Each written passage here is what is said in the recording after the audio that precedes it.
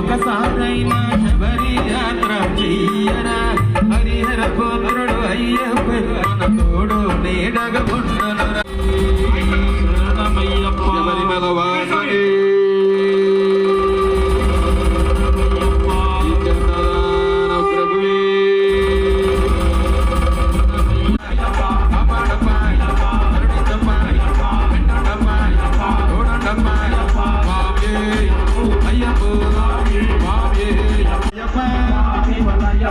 అయ్యరే బనయ్యప్ప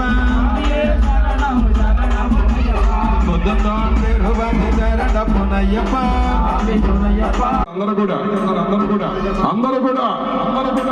గురుగారు మొదలెట్టాలి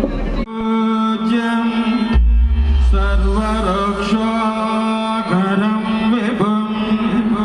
పార్వతీ హృదయానందం శాస్తా